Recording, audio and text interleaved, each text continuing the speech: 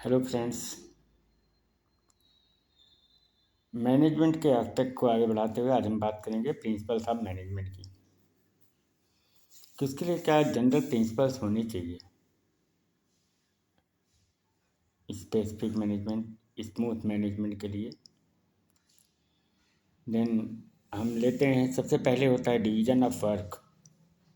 सभी के काम डिसाइड होने चाहिए, उनकी योग्यता, उनके अनुभव और उनके वर्किंग नेचर के आधार पर उनका डिवीज़न होने चाहिए।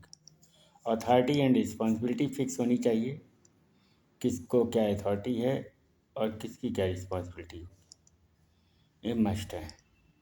डिसिप्लिन, अनुशासन सबसे आवश्यक होता है। किसी भी कार्य को करने के लिए एक अनुशासन होता है, तभी चीज़ें स्मूथली चलती हैं। अनुशासन साबित करता है कि हमें किन नियमों का पालन करना है। यूनिटी ऑफ कमांड, कमांड के लिए भी होना चाहिए। यूनिटी ऑफ डायरेक्शन, कौन से निर्देश दिए गए उसका किस तरीके से पालन करना है। Subordination of individual interest in the general interest. Then उसके बाद आता है रेम्यूनरेशन, उनकी सैलरी फिक्स होनी चाहिए, उनको क्या पेमेंट मिलेगा, क्या इंसेंटिव्स मिलेंगे। सेंट्रलाइजेशन, कुछ चीज़ों को हम बात करते हैं डिसेंट्रलाइजेशन की, लेकिन कुछ चीज़ें ऐसी हैं जो हमें सेंट्रलाइज ही करनी पड़ती हैं।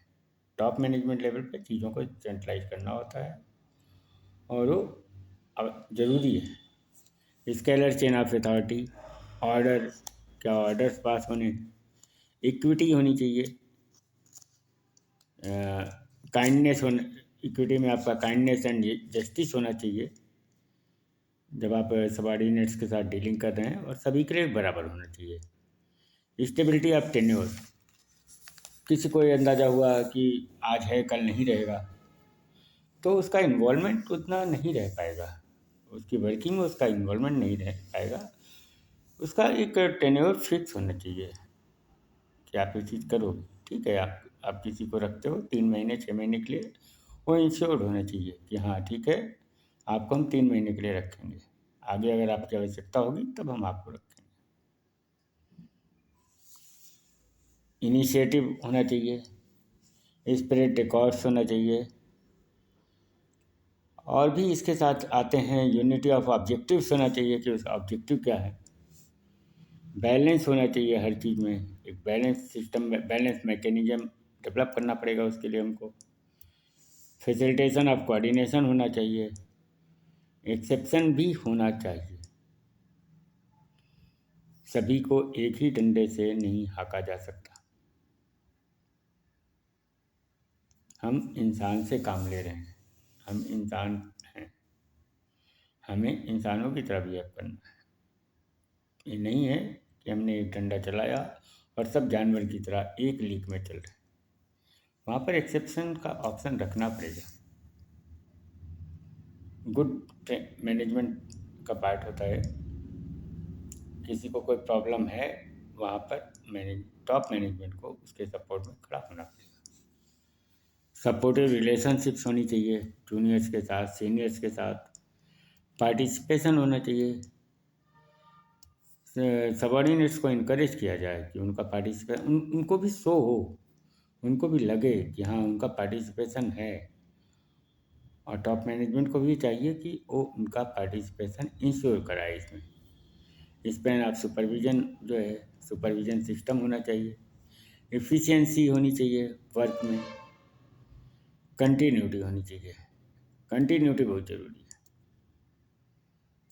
जैसे होता है कि हमने एक ऑफिस बनाया और उस ऑफिस को पहले दिन बहुत अच्छा सजाया, लेकिन बाद में उसकी स्थिति खराब होती चली गई। नहीं, सस्टेनेबिलिटी होनी चाहिए वहाँ पर, कंटिन्यूटी होनी चाहिए, वो हमेशा वैसा दिखे। हमारा प्रयास हो कि हम वो हमेशा इसी तरीके से कार्य को लेकर, आज हमने इतना कर लिया कल हम नहीं करेंगे, नहीं। एक कंटिन्यूअस प्रोसेस रखेंगे, कंटिन्यूटी बनाकर रखेंगे, तभी उस चीज़ में हम सक्सेस होंगे। तो इन चीज़ों को देखना है, महत्वपूर्ण है।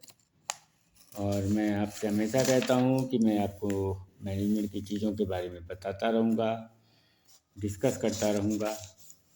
छोटे छोटे वीडियोज़ डाल रहा हूँ जिससे कि आपका इंटरेस्ट रहे इन चीज़ों में। और कल मैं कंट्रीब्यूशन की भी जो बात हो रही थी, डिसिप्लिन की बात हो रही थी और चीज़ें बात हो रही थी, उसको हम धीरे धीरे एक एक चैप्टर के रूप में आपके सामने लेते रहेंगे। धन्यवाद।